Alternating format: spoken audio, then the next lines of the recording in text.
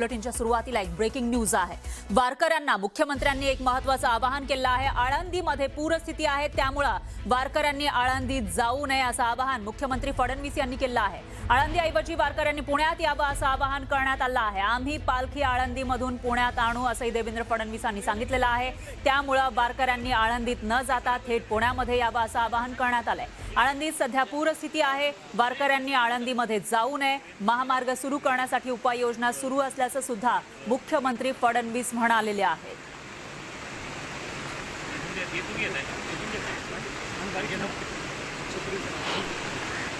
वारी सुरू होते, वारीच्या निमित्तानेही खूप मोठ्या प्रमाणात अतिवृष्टीमुळे इंद्रायणीवरचे चारही पूल जे आहेत ते पाण्याखाली चाललेले आहेत। त्यामुळे वारकऱ्यांना ही विनंती आहे, आता वारी 10 तारखेला पुण्यात पोहोचते आळंदी आणि देहूवरनं, तर ती वारी तर आपण तिथे आणू, पण वारकऱ्यांनी आता तिथे न जाता पुण्यामध्येच आलं पाहिजे, कारण तिथे जाणं हे धोक्याचं आहे। त्यामुळे सगळ्या वारकऱ्यांना ही विनंती आहे की मोठ्या प्रमाणात देहू आणि आळंदीला जमा न होता त्यांनी जर पुण्यामध्ये ते आले तर अधिक सोयीचं होईल, किंवा त्यातनं कुठलेही डिझास्टर होणार नाही। बाकी वारी करता ज्या काही व्यवस्था करायच्या आहेत त्या मोठ्या प्रमाणात केल्या आहेत। आता पावसाची परिस्थिती पाहून जास्तीत जास्त जर्मन हँगर्सच्या माध्यमातून वारकऱ्यांची व्यवस्था झाली पाहिजे आणि कुठेही त्रास होऊ नये या दृष्टीने देखील जी काही व्यवस्था करायची ती राज्य शासनाने केलेली आहे।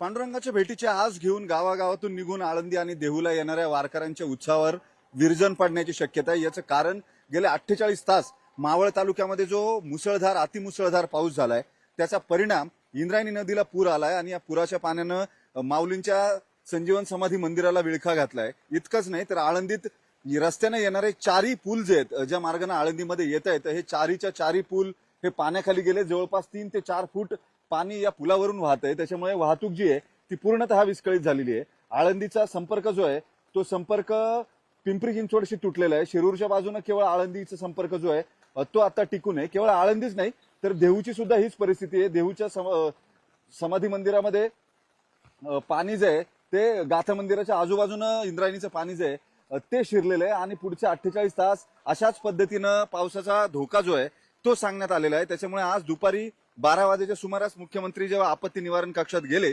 राज्य आपत्ती निवारण कक्षामध्ये आढावा घेण्यासाठी, त्यानंतर ही सगळी परिस्थिती बघितल्यावरती त्यांनी आवाहन केलेलं आहे वारकऱ्यांना, जे वारकरी रस्त्यामध्ये आहेत किंवा आळंदी आणि देहूच्या दिशेने निघालेत त्यांनी जिथे आहात तिथेच थांबावं आणि त्यांचा स्वतःचा जीव जो आहे तो धोक्यात घालू नये। आज सकाळी पीएमआरडीएच्या अग्निशमन दलानं आळंदीत एका आश्रमशाळेमध्ये अडकलेल्या जवळपास 30 जणांची मुक्तता केली आहे। नवी मुंबई पोलीस दलाचे काही कर्मचारी आणि त्याच्यासोबत आणखी काही नागरिक जे आहेत ते या धर्मशाळेमध्ये थांबलेले होते। या धर्मशाळेत पुराच्या पाण्याचा विळखा जो आहे तो धर्मशाळेकडे जाणाऱ्या रस्त्याला पडलेला होता। जवळपास 3 ते 4 फूट पाणी जे आहे ते रस्त्यावरती आलेलं होतं। त्याच्यामुळे पीएमआरडीएच्या अग्निशमन दलाच्या जवानांनी या सगळ्यांना दोरीच्या सहाय्याने रेस्क्यू केलंय आणि ही एकूण सगळी परिस्थिती बघितल्यानंतर, पाण्याचा प्रवाह पाहिल्यानंतर किंवा पावसाचा वेग बघितल्यानंतर उरात धडकी भरावी अशी परिस्थिती आहे।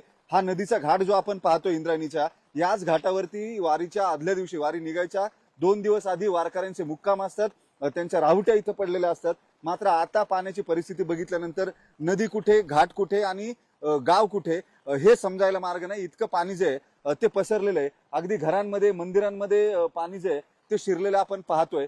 दूरवरती जितका दूर आपण पाहू, केवळ संजीवन समाधी मंदिरच नाही तर जितक्या दूर आपण आळंदीच्या नदीच्या काठावरती परिस्थिती पाहू, आसपासच्या सगळ्या घरांमध्ये आश्रमशाळा, धर्मशाळा ज्या आहेत या धर्मशाळांमध्ये घाट ओलांडून पाणी जे आहे ते आतमध्ये निवासी वस्तीमध्ये शिरलेलं दिसून येतंय आपल्याला। अनेक घरादारांमध्ये पाणी जे आहे ते शिरलेलं आहे। इतकंच नाही तर प्रशासनानं घाटावरती जी व्यवस्था केलेली होती वारकऱ्यांसाठीची, त्यासाठी जे पत्र्याचे शेड उभारण्यात आलेले होते हे शेड सुद्धा पाण्यामुळे पूर्णतः वाहून गेलेले आहेत। जलपर्णी जी आहे ती जलपर्णी त्याच्यावरती जाऊन साचलेली आहे। दुसरीकडे आपण जर समोर बघितलं तर घरं, मंदिरं जे घाटावरती आहे हे सगळं पाण्याखाली गेलेलं आहे आणि त्याच्यामुळे इथली परिस्थिती जी आहे ती नियंत्रणात येणं जोवर पाऊस थांबत नाही तोवर अशक्य आहे। अशा परिस्थितीमध्ये जेव्हा 2 ते 3 लाख भाविक वारकरी हे आळंदीमध्ये येतील तेव्हा त्यांची एकूण सोय काय आहे असा जेव्हा प्रश्न उपस्थित होतो, तेव्हा ही परिस्थिती बघितल्यानंतर मुख्यमंत्र्यांनी केलेलं आवाहन जे आहे ते अत्यंत योग्य आहे। त्याच्यामुळे वारकऱ्यांनी आळंदीमध्ये, देहूमध्ये येऊ नये असं आवाहन मुख्यमंत्र्यांनी केलेलं होतं।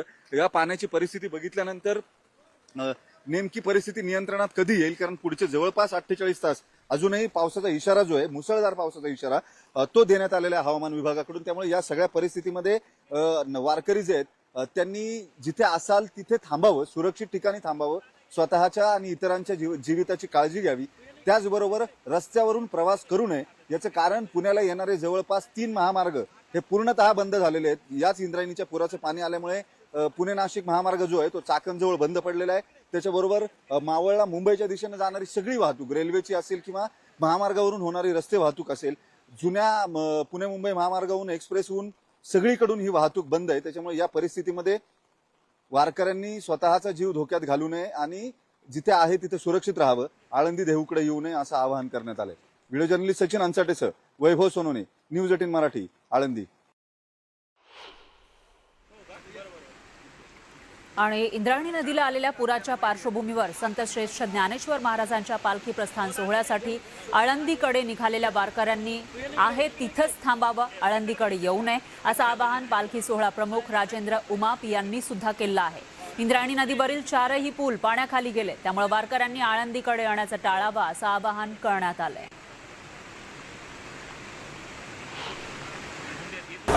आपण या सिद्धबेट या ठिकाणी सध्याला उभे आहोत।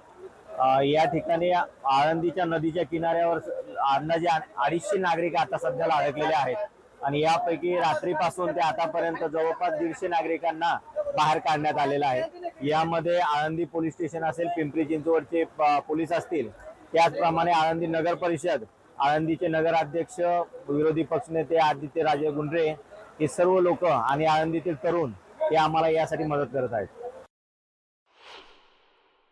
वारकऱ्यांना पोलीस प्रशासनातर्फे एक नम्र आवाहन आहे की आपण पाहताय इंद्रायणी नदीला अगदी जोराचा पूर आलेला आहे आणि नदीची पूर पातळी ही नदी ओसांडून वाहत आहे। सकाळी आपण सिद्धबेट आणि आजूबाजूच्या परिसरामध्ये इंद्रायणी नदीच्या काठाला ज्या धर्मशाळा आहेत त्यातील वारकऱ्यांना आपण सुरक्षितता बाहेर काढलेला आहे।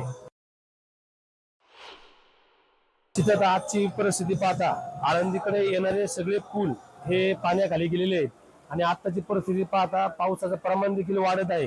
त्यामुळं आळंदीकडे माऊलींच्या प्रसारासाठी येणाऱ्या सर्व वारकऱ्यांना नगरपालिका असेल, पोलीस प्रशासन असेल आणि देवस्थान असेल यांच्या माध्यमातून कळवण्यात येते की आळंदीमध्ये आता कुणीही येण्याचा प्रयत्न करू नये।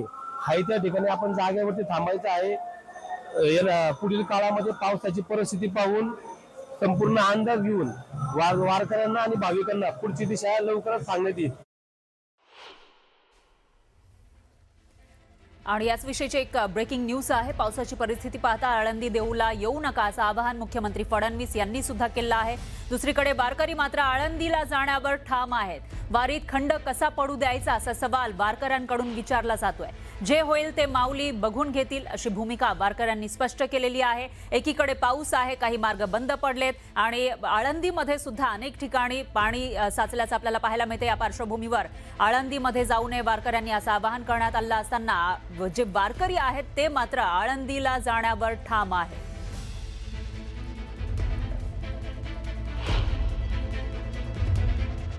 त्याची परिणिती म्हणजे आळंदी आणि देहू या दोन्ही ठिकाणच्या मंदिराला पुराचा विळखा पडलेला दिसतोय।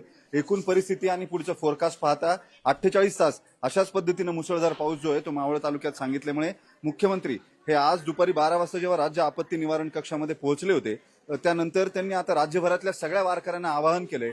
उद्या देहूची पालखी ही पंढरपूरकडे मार्गस्थ होणार होती, त्यानंतर माऊलींची पालखी मार्गस्थ होणार आहे। या सगळ्या पार्श्वभूमीवरती राज्यभरातून वारकरी जे आहेत ते आळंदी आणि देहूच्या दिशेने रवाना झालेले असतात। मात्र पावसाची परिस्थिती पाहिल्यानंतर मुख्यमंत्र्यांनी सगळ्या वारकऱ्यांना आवाहन केलंय की त्यांनी आळंदी आणि देहूच्या दिशेने येऊ नये, जिथे असतील तिथेच त्यांनी थांबावं।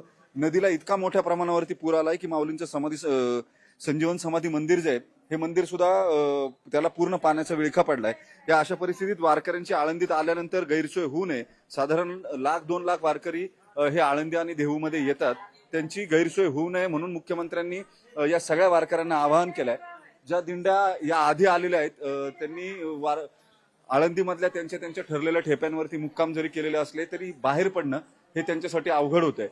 जेव्हा पालखी बाहेर पडेल तेव्हा पालखीबरोबर जाताना पाऊस नसावा अशी अपेक्षा जी आहे ती व्यक्त करण्यात येते। मात्र मुख्यमंत्र्यांनी सांगितल्यानंतर वारकऱ्यांना नेमकं काय वाटतंय ते त्यांना विचारूया. मुख्यमंत्र्यांनी वारकऱ्यांनी येऊ नका म्हणून सांगितलं आळंदी देऊकडे पावसामुळे.